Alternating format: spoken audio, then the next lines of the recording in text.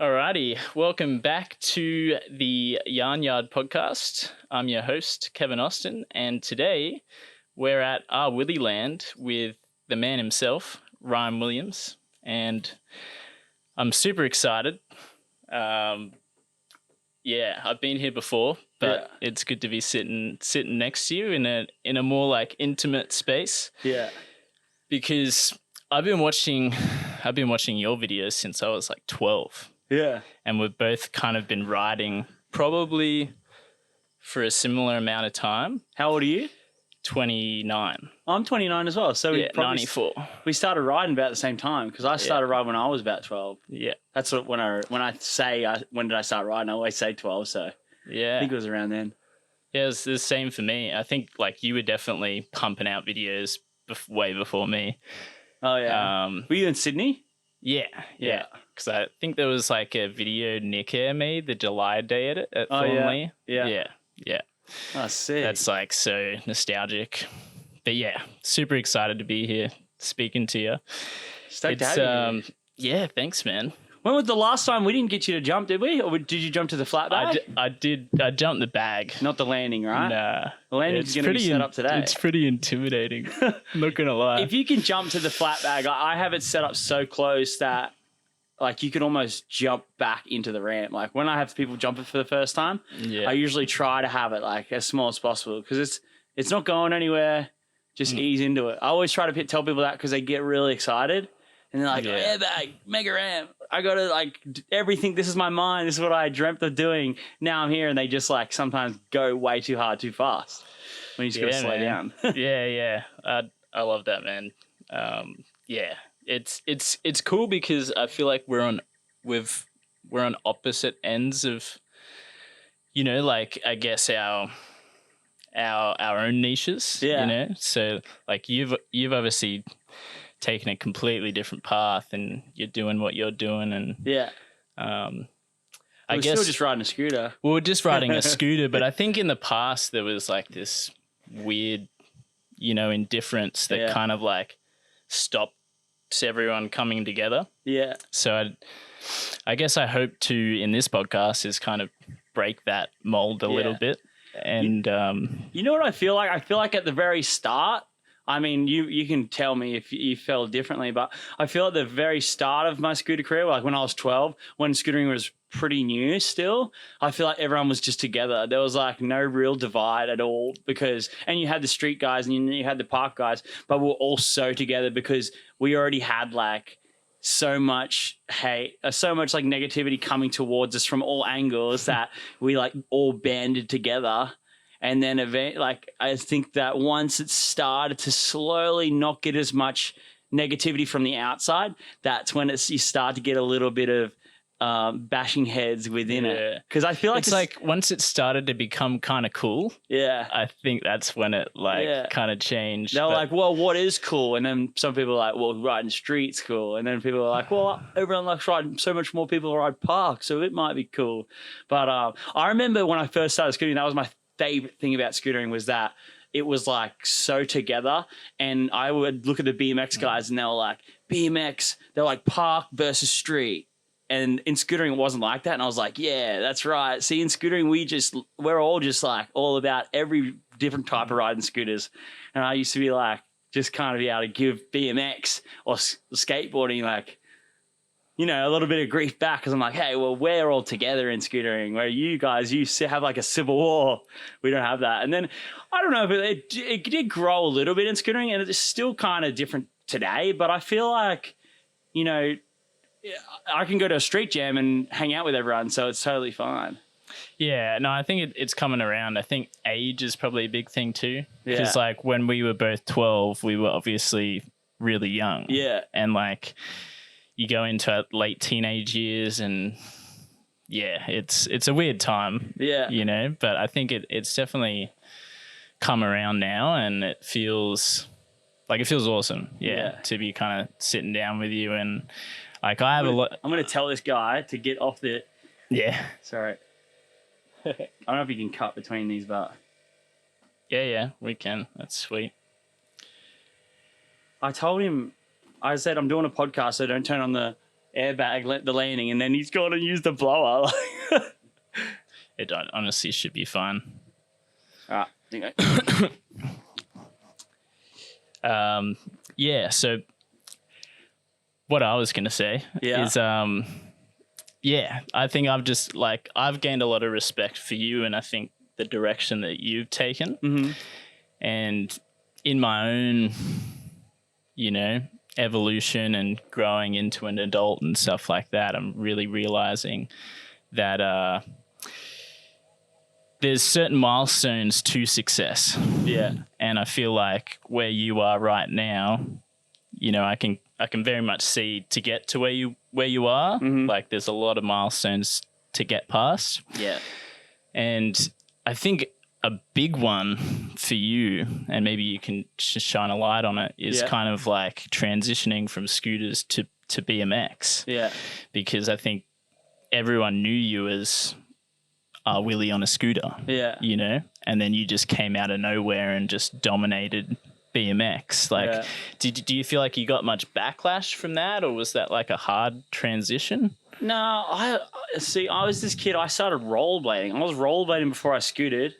And then I borrowed people's shoes at the skate park and their scooter just so I could ride with them. So originally when I was 8 to 12 years old, I rode rollerblades and I was like completely by myself. And until like maybe there was like some rollerblade competitions and I went there, and then I was like this kid that grew up not knowing what rollerblading really was. I didn't have internet, but I knew like that's what I rode at the skate park. That's what I had in my garage when I wanted to go to the skate park. So I started rollerblading, and I was like, this is what you do on rollerblades. And then I got to the contest, and everyone was doing these grinds, and I'm like, what is this? Like, I just do flips and jumps and 540s and 720s. These guys are like grinding for 15 meters. This is not how I ride rollerblades. So then I kind of was like, oh, well, that's a little different. And then a lot of my friends that I just went to the skate park with, they rode scooter, and I was like, oh man, I have so much fun when I ride a scooter with my friends. But then I didn't have a scooter, eventually got a scooter, and then it was just like a natural transition again, because sometimes I'd show up to the skate park and there'd be 10 of my mates on BMX and 2 on scooter, and I'd be like, oh man, can I borrow your bike? I'm going to try some tricks with yous. And I always loved at the skate park just riding with my friends, and that was like the more fun. I would have more fun doing the same thing as what everyone else is doing, and it kind of just naturally grew that I rode anything that I could that I was just around.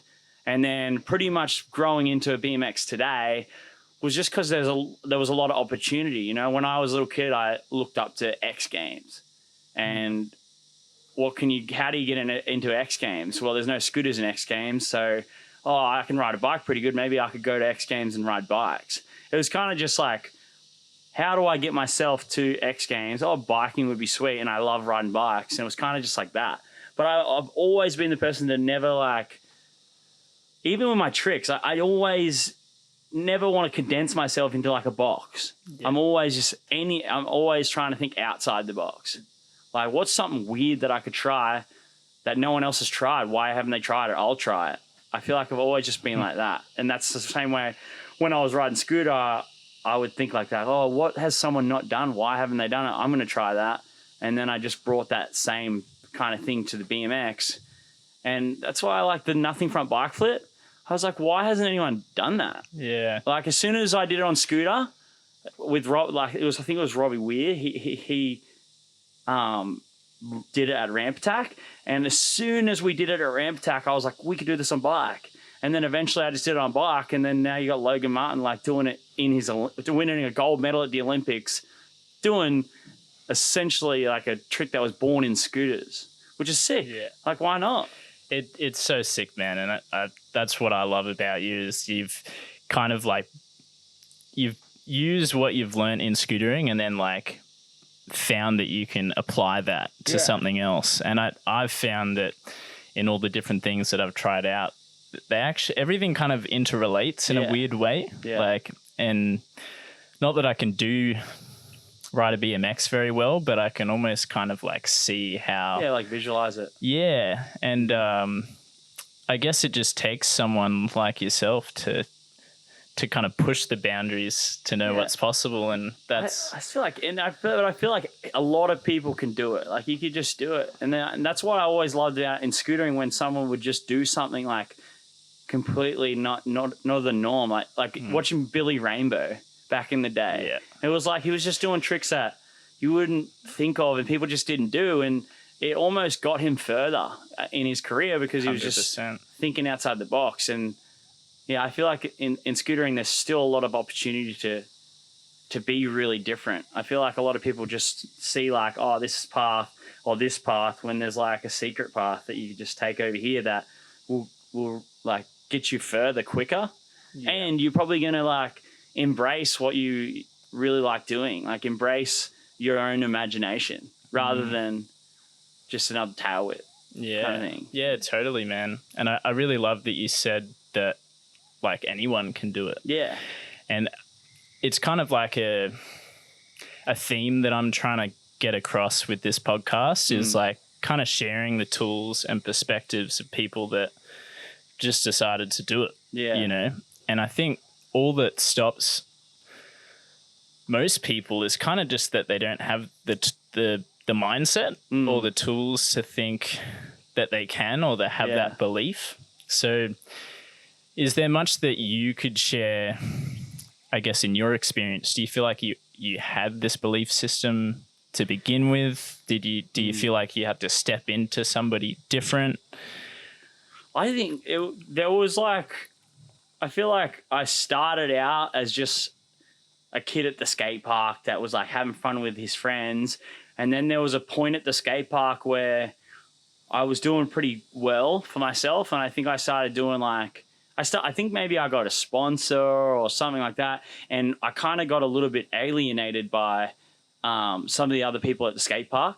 And they were like, well, if you hang out with Ryan, then you're just kissing his ass, you know, like you're just kissing his ass. So don't hang out with Ryan. You're just kissing his ass because he gets this and that. So then I actually found myself for probably over a year, I would go to the skate park, but kind of ride. I'd be like almost alone. And I'd just kind of challenge myself in my own head. So I learned like this way of challenging myself in my own mind and pushing myself without like a what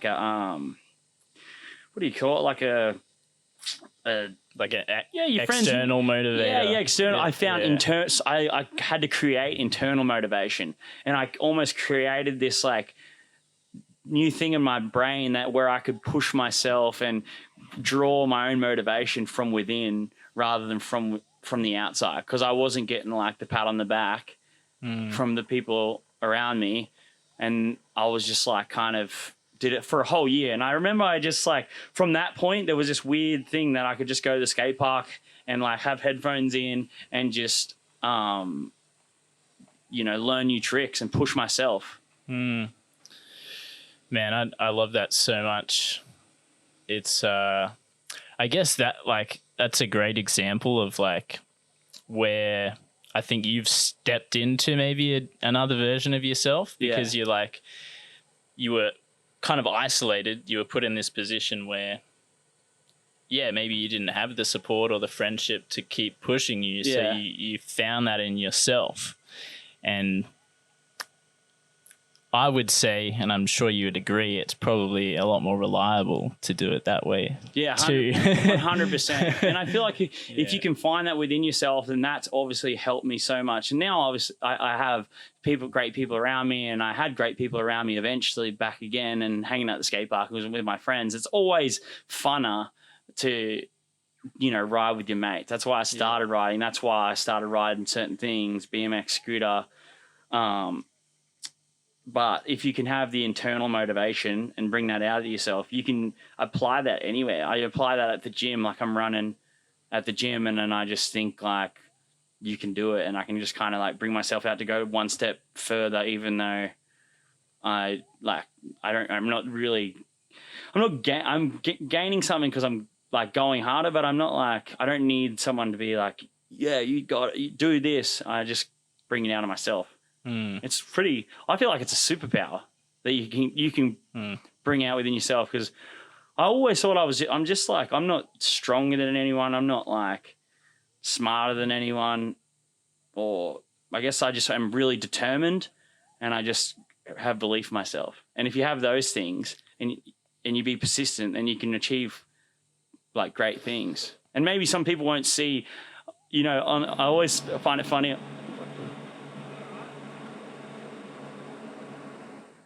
I always find on the outside, like on social media, people just see, oh wow, he just did this new trick, but then sometimes they don't see like the 500 attempts that went into it.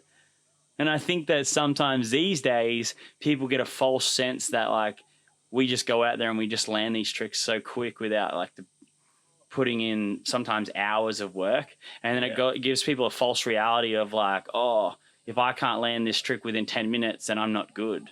Where it's like, no, like we put in an hour to just land this trick, and we've been riding for 15 years. So and we still had to try for so many attempts to get it. And that's what went into it. But then people don't really see that. They just kind of see the trick and they're like, wow, that was a cool trick.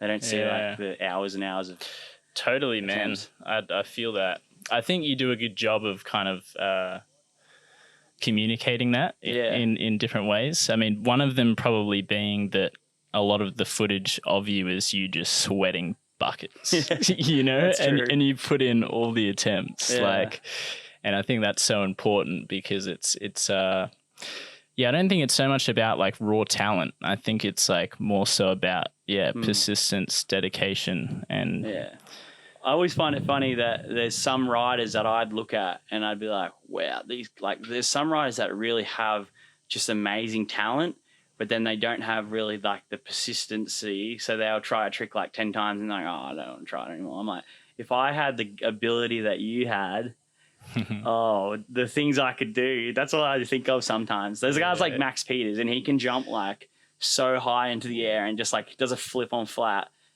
like on the scooter, and I'm like, wow, how does he even do that? I can't get anywhere near close enough to flip on flat. I wonder if I could give myself those powers just for a day, what I could achieve, you know? Yeah, totally, man. That's really cool to hear, because it's like, I think when you're at the level that you're at now, I think a lot of people kind of just misinterpret how you got there and assume that it might just be talent, which obviously it is, but I think a lot of it is, the dedication, the persistence, and just like a love for what you're doing. Yeah, I think so. I think persistence, it was a lot of persistence at the start, and then just generating like this mindset where it's like, just don't give up on yourself in the next attempt. I always believe every single time I dropped in, even if it's the 10th attempt, the 100th attempt, the 500th attempt, I'm like, the next one is going to be it. And I always just believe that. And that's what kind of keeps me going. Kind of almost have to be like a little bit crazy, because I don't know, I only stop if like my phone died or the camera died or the sun went down. That's how my mindset has been for a long time. I love that, dude. That's so good. Now it's a little bit easier, and I do agree. Like people are like, see, look what he's got in his backyard. I'm like, yeah, that's because I knew like growing up, this is what I would love to have, and now I put in all that work that I can now have that, and now it doesn't really take me as many. Like I can put in the practice on something safer. Whereas at the skate park, it was different. It was like, you just got to try, and like you might get hurt. Whereas here, I can practice, land like within a few tries. Usually, sometimes not so much, but I've like kind of ironed out the kinks in what I used to do, because I know I have the facility now that I can do that. But then I go ride a street jam, and I'm like back to grind. Yeah. I feel that. I guess what I want to just highlight on what you shared was just like this belief aspect. Yeah. And you touched on it earlier that you always had this like vision of X Games. And you just mentioned, you know, how you would have this mentality and belief that you would land at next go. And how do you feel in your experience that your beliefs and your commitment to your beliefs actually lead to you to where you've got to now? Yeah, I feel like I'll start with this because I feel like the reason why I've got pretty far in my career is because if I got an opportunity, I would really try to capitalize on it. I think that's one thing that people need to really try to do is like, if you have an opportunity in front of you, like say there is like a jam or something where a lot of people are going to be, if you go out there and perform really well there, and then it does great for your career. And then that's when it was like, I got an opportunity to go Nitro Circus. And then I did really good at my first show. And then that got me on Nitro Circus. And then I got to go to the X Games. And here's where it kind of didn't work out, actually. I had super belief in myself. And I was like, yeah, this is going to work. Everything's going to work out. I'm going to do this trick that I'd never even tried before, never even put in the practice. And I went out there and I couldn't do it. And I could do it, but I crashed because I didn't expect it to go the way it did. So the trick worked. So I tried a front flare and it like worked, but then I went to flat. And then I was like, oh no, I had to kind of go back to the drawing board. And then I kind of realized that you can't just believe in yourself. You got to put in some work, and it's not going to everything's not going to work out. But I feel like the belief in yourself already puts you ahead of the more beliefs that you have in yourself, the more you're already putting yourself ahead. And I don't know. I'm just kind of going on a tangent, but I just always had belief in myself, 100% belief, and that always helps. But it's not always going to be everything you need. You need a little bit more than just that. Yeah. No, I feel that it's just one component, but an important component, maybe. Yeah. Oh, that's awesome, man. Yeah. Well, I guess where we can go from here is, I guess, like your position where you are right now. I think you're probably like the biggest guest that I would have on my podcast, and probably for some time to come. So I feel thanks, mate. Very honored. I am just a scooter kid still. We started scooter riding at the same time. We got the same amount of experience. This is how this comes together, you know. Yeah. It's like, but yeah, I guess what I want to ask is like, given where you're at now, like where do you see yourself going? And have you got any sort of like goals that you'd be happy to share, or what direction you're kind of moving in? I would love to get 10 gold medals. So I've got 7 gold medals at X Games, and I just feel like 10 would be sweet. I think the most is 14, but that's really hard because that's like, I don't know how many. I think I've got like at least 10 more years of like riding like the way I am. But after that, I don't know. I want to be able to just facilitate like the progression of action sports. And I like the fact that I can ride a scooter and then ride a bike, and like people kind of mix them together. Like, why not mix all sports together? I'd love to get scooters into the X Games, but I'm the type of person that I don't see it as being that super important. Like, I know X Games is like, it's the X Games, but I just feel like it's like BMX getting in the Olympics. I feel like it's awesome, but I don't think it's like BMX. Like, that's not what BMX is about. BMX isn't about going to the Olympics, but it can be now. I'm saying that's great. You know, that's like open up a great avenue, and it's be the same for scooters in X Games. It'd be like, scooters go in X Games. That's great. Like, people can go to the X Games and ride a scooter. More people are going to see scootering. Hopefully, like, we put on a great show.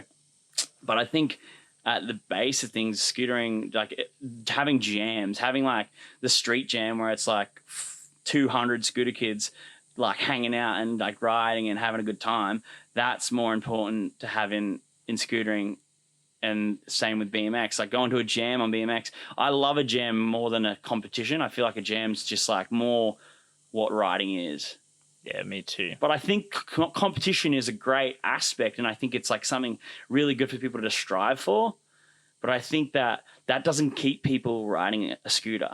Like, going to contests and winning it doesn't make you keep riding scooters. Having fun on a scooter and riding with your friends is what keeps you riding a scooter. That's what keeps you passionate about it.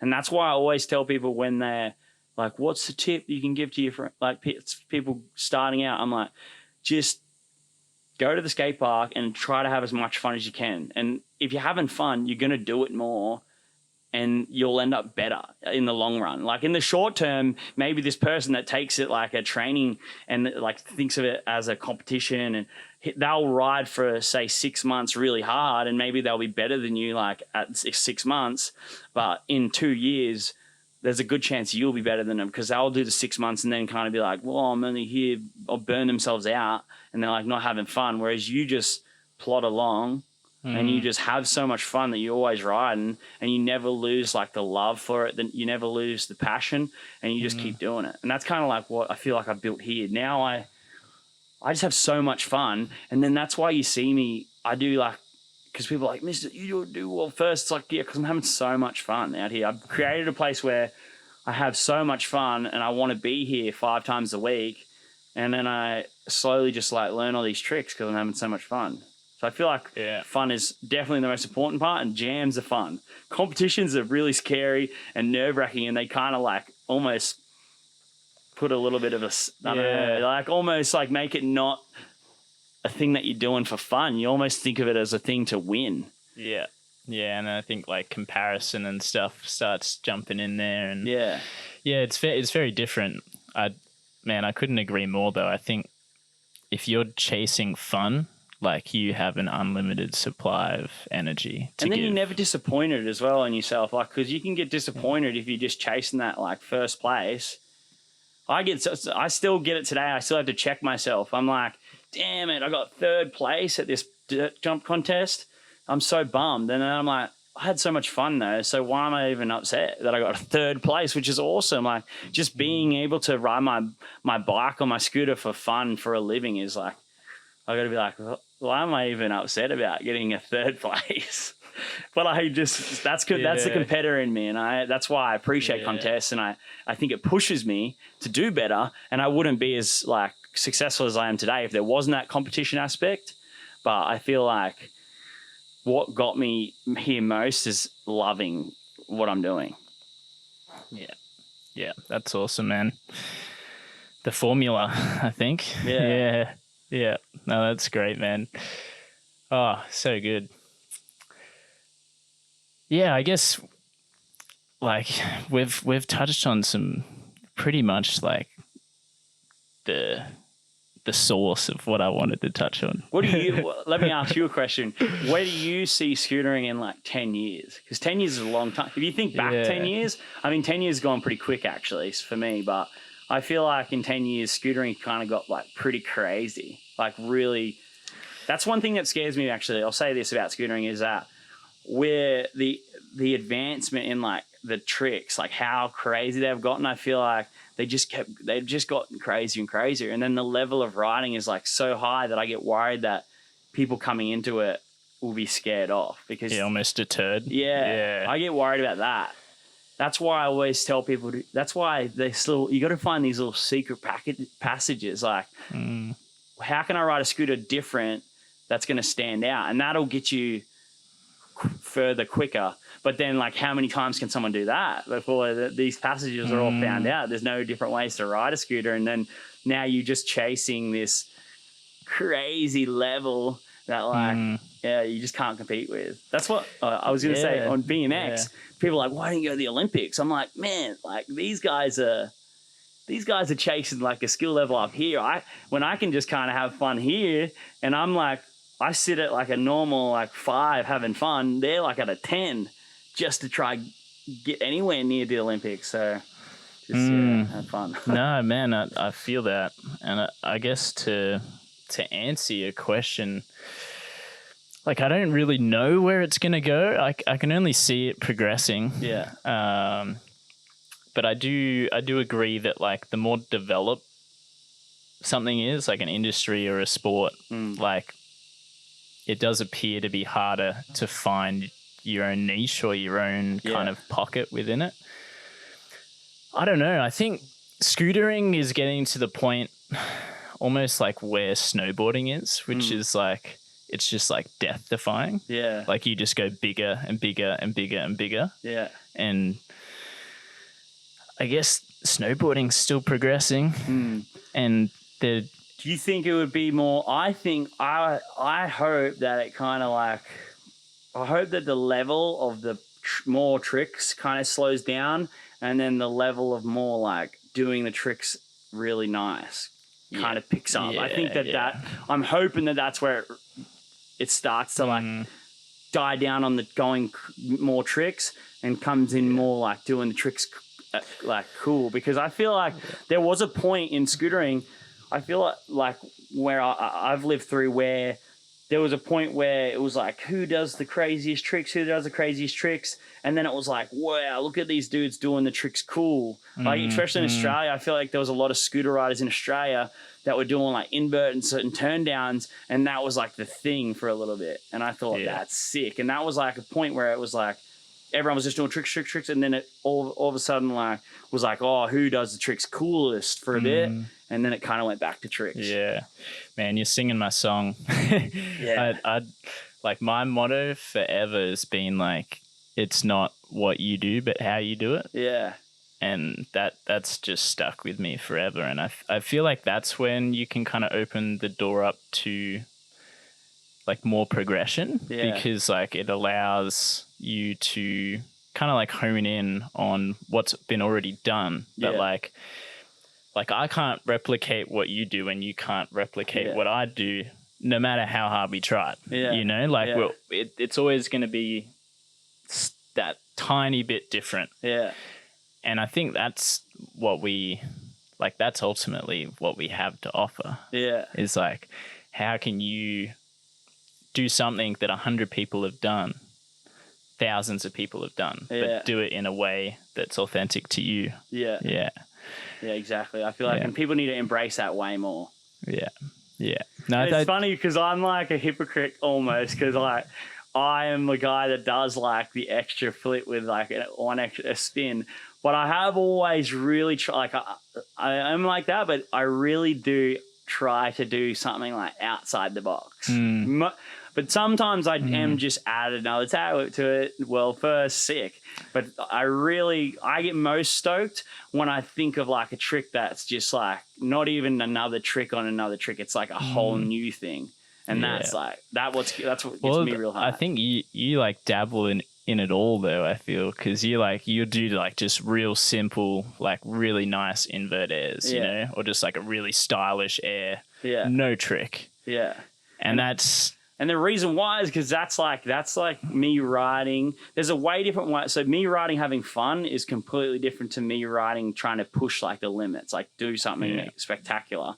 And I feel like I dabble in both, because if I go to a skate park and I'm just there having fun, you'll just see me doing whip to nose manual to bar. Like I'll just do whip nosy, bar in, bar nosy, whip in, and then I'll just do like a big air, try cranking invert or something. I'll just boost around the skate park, and that's kind of like my fun. And I try to show that still, but then I know what gets more reach and like pulls more people into scootering is these tricks that capture the audience and get 1 million views. And that's like the kind of tricks where I do here, or I would do at the skate park, like a 900 flare or something like that, some crazy tricks. But day to day, my riding's completely different to that. And it's the same on BMX. I don't go to a skate park and even do a tail whip. You would never see me do a tail whip at the skate park. Like, it's just something I don't do. But then when I'm here, or I'm at X Games, or at just a contest, that's when you'll see me do those other tricks. But they're completely different to what I do day to day. Because I do the tricks that are kind of really fun. And I still try to show them, you know. I want people to know that, like, you don't have to just do all these crazy tricks. Like, you can just relax and do one trick in the air instead of 3. Yeah. And it's just as cool. If not cooler. Yeah, totally, man. I love that. It's a good way to look at it. And I think a lot of the time, if you're chasing the fun, then that kind of like creates the inspiration for pushing the barriers. Yeah. Like, you kind of end up in these weird situations where you think of things you haven't thought of before. But I think it mainly happens when you are not thinking about pushing the limits. You're like simmering in like just the realm of having fun and using your imagination more than like, this is what is never been done before. That trick, okay, practice it. Like, that's like, that does work for certain things, but I feel like the majority of like the best things I've ever done in scootering was just like having, like, just sitting in that realm of just having fun and using your imagination. That's when like the coolest things happen when you're on a scooter or a BMX bike. Yeah. Amazing, man. Love it. Yeah. So good. I feel like street riding's kind of, because I feel like street riding's almost catching up to park with like the tricks, like just like go the biggest hand, like bit more stairs and like what the craziest tricks on grind rails. Because I feel like honestly 8 years ago, or maybe 8 years ago now, because it's been a while, I feel like I could have kept up with like some people in the street. I could do like I could do a 270 lip down, 100%. Down Botanical. You just 270 lip Botanical years ago. But now it's like that's not even going to win. Like that's like people are going to be stoked when someone does it, but it's not like the big trick. That's not going to like win you the jam, which is insane. It's certainly progressing fast, man, and I feel that like I feel like I can't keep up, and I've kind of like changed tune. It's like much more of a focus on like developing my style, having fun, and doing things the way I want to do them. What do you feel when you do that? Do you feel like people appreciate it more, or do you think you people appreciate it less? Well, I don't know. I try not to concentrate so much on the external, but I mean, you could like watch my videos and like the tricks don't get better. If anything, they're reduced. But the way that I do them is probably better than if I'd added a whip or a bar or something. And that's where I think that's exactly where I'm at with scootering now, especially. I just can't I cannot keep up in the skate park whatsoever. I've known that for about 5 years. I can't keep up with the skate park. The skate park level of riding is so insane to me. But then the thing is, I can go do like crank an invert or a whip to invert, and people are like, "I'll take the letter," and I'm like, "What? You can't do that?" Yeah, and that's kind of funny to me. Like, there's certain things that people have hyper focused on because they're like, "I'm a park rider and I do this." It's like if you just still like do everything, then you kind of like keep I don't know, like I feel like dabble in everything. That's what I'm trying to say to people. Yeah because it helps with everything. It does, man. I love that. That's great, man. You do like bri flips and stuff? I'd try to keep it as, diverse as possible. I was at a Deception Bay yesterday, and a kid asked me to do a 180 bri flip, so I did it. That's sick. Felt great. Yeah. I can barely do a 180 bri flip. But then I'll do a 10 bri flip on like this thing, but not at a skate park.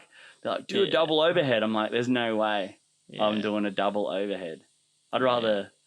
I don't know. I'd rather do something way harder. Like I'd rather nose manual down like a ramp than try to do a double overhead. Yeah, cool, man. That's awesome. I guess we can probably lean into wrapping things up. But I guess I just want to like switch gears a little bit and I guess touch on something a little bit more sensitive, and I'm sure you're kind of getting the gist of what that's about. Luke. Yeah.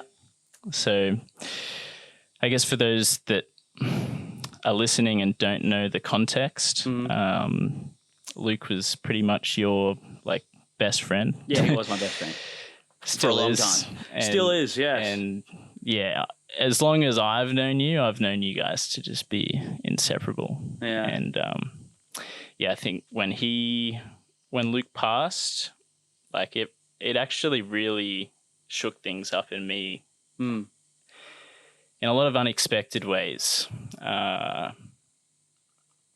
Being like, I guess just not being so close to someone. Like I've had deaths in my family and friends and stuff like that. But I think it was just something about Luke that really, touched a lot of people.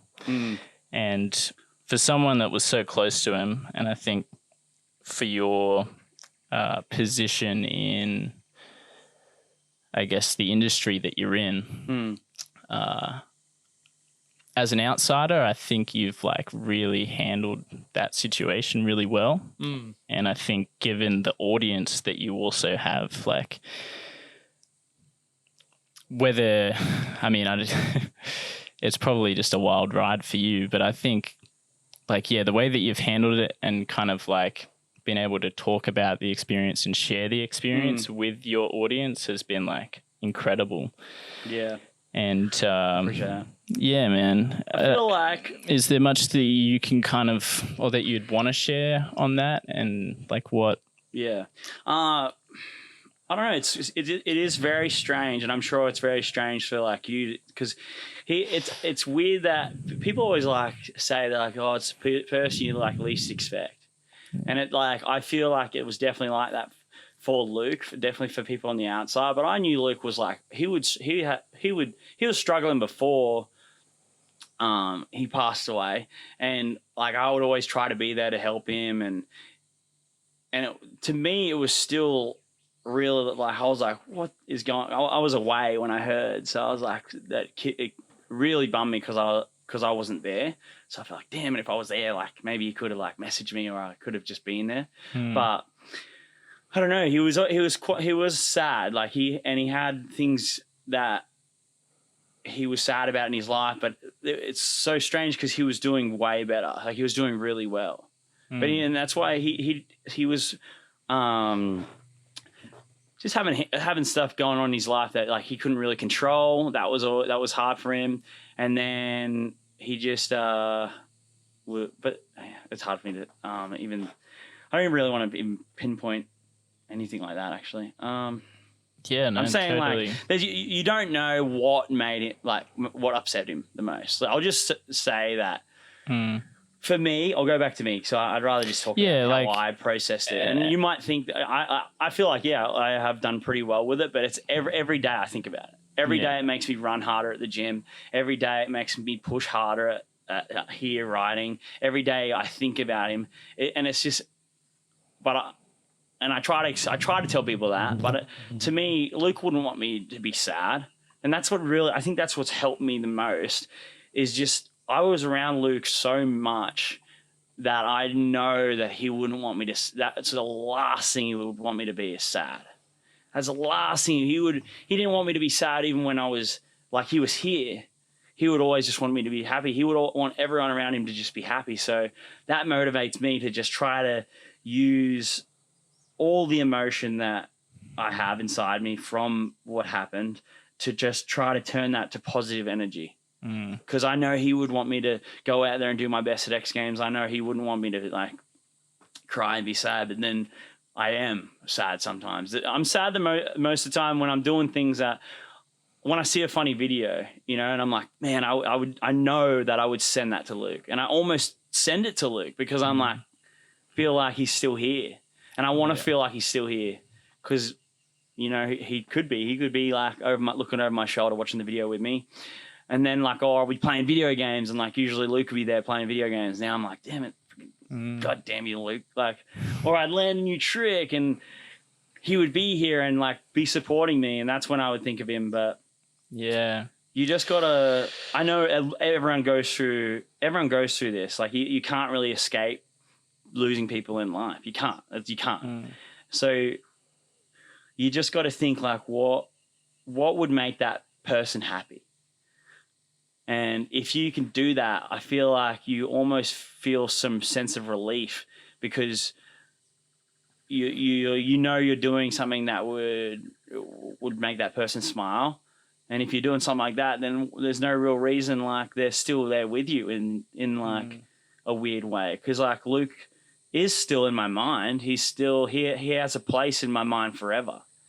And he almost has like, I know his consciousness that if I do something, I can imagine his reaction to what I'm doing. And that he can almost still live on in a way inside me, you know, and that's kind of what has pushed me to just, you know, turn it into positive energy, like go to X Games, do my best. Because if I was doing that and he was still here, he would be stoked. Yeah. So in a way, he is stoked. consciousness, he's Yeah. stoked. And I do believe he's watching over you, man. Same. He's here. And yeah, that's really beautiful to hear, man. I appreciate you sharing that. Because it's but I just feel like people need to know to like talk to the people around you. And Luke did talk to the people around him, and I think he tried to get as much help as he could. And sometimes people just, I don't know, they don't want to be a burden to the people around him. But he wouldn't. There's not one point of my life that I ever thought that Luke was a burden to me. Like he lived in my house, I loved it. He made me laugh every day. But you can't. Sometimes people just can't. I don't know. It's hard for them to express like the way they feel, and sometimes they will just have a drink of alcohol to like in it because it makes them feel better. But you really need to try. You really need to try like face those demons head on, because if you just mask them, they never go away. Yeah. And then they just keep coming back, and then you might feel so happy. And then this demon that you had that you keep putting away, and now it comes back even stronger, and you're happy, but now all of a sudden you're sad, and then you feel like you're in a permanent like cycle of just, I'm happy now, and then I'm going to be sad, and now you're happy, and then even when you're happy, you're thinking, I might be sad soon. So I don't know. It's just something that people need to really fight those battles, like talk to the people and don't mask it. Just talk. Totally, man. And talk. Yeah. Like I would encourage the same thing, and I guess like bringing it back to you and your experience, like you're having your own process, but I guess what I was highlighting before is like your ability to turn, I guess, that pain into like something positive and purposeful, I think is so significant, and like that's what's so amazing to see someone of your status share with the world, because something like that could, it can really turn your life upside down. But I think you've really been able to use it as fuel. Yeah, I feel like it would. I feel like if I didn't, it would have turned my life. It could have turned my life upside down, and it made me realize there's some things in my life that maybe I was like putting off and like trying to ignore, when I should really like just turn around and like look at myself, have a true conversation with yourself about things that, I don't know, that are wrong that you are doing, you know? And like just because you ignore it doesn't mean you like it's not affecting you. Just because it's in your subconscious, like, and it's not out and about, and you're not like, just because I'm not showing that I'm sad or angry at myself about something to the public doesn't mean that it's not affecting the way I'm reacting to things or doing. Totally. And then I really turned around. Like, that's why I tried. Like, I did 112 days sober after Luke passed, just because I felt like there was certain things that I was doing where it'd be like, I'm sad about this, not sad about something, but more so, I had a really good day riding. Let's have a drink. Like, it's like, but then I realized, well, now it's become like a thing to do for no reason. Like, not for no reason. You can almost like, do it for like to celebrate, to be sad. Yeah. You know, like it. And I wanted it not to be that. You wanted, especially if you feel, I feel like if you feel like you're going to do something because you're emotional, then it has a hold of you. Yeah. So I wanted to prove to myself that alcohol didn't have a hold on me, so that's what I did. And then now it's like, not that I was drinking a lot or anything like that, but I just felt like there was things in life that I wanted to make sure didn't have a hold of me. Yeah, man, it's so amazing to hear, and I can relate on some level. I haven't had 110 days off drinking, but I've had like a lot of stints in the past like 18 months of just like not drinking. And I think it's something that I'd recommend like everyone just to try, because I think if you don't have that break, you don't really know what you're in. And I think it's like that for you. It doesn't have to be like, because alcohol is just a great example, because a lot of people do just like have a drink for anything, for any reason. But there's other things, like maybe it's like playing video games. Maybe you're like playing video games too much. Maybe like you're doing something like, it could be cheeseburgers. It could be anything. like, just try and not have that for like a week just to make sure it doesn't have a hold on you. It's fun. It was actually fun. I'm so glad I did. I drink way less now and like, but I got so much done that I was like, holy crap. Like I wish a lot of people would try this. 112 days I didn't drink and I like won.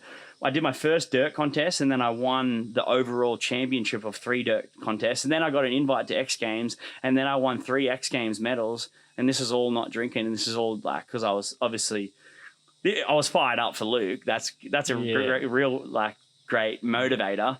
But a lot of great things can happen when you just stop doing something that maybe could be impacting your life a little bit negatively. Just wipe it out for a bit and see if your life becomes more positive.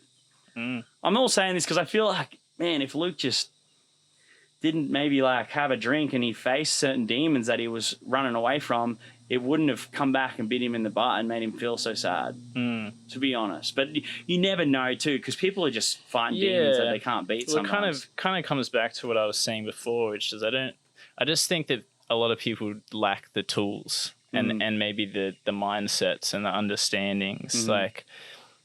And that's kind of what I'm trying to do with this podcast is like by sharing each other's experience and different perspectives, like it can completely change like someone's direction. And if you listen to this, maybe you don't have the tools, but someone else does. And if you talk to the people around you or you talk to someone that's a professional in the area, they can give you a tool that now will help you for the rest of your life. Maybe you'll unlock something.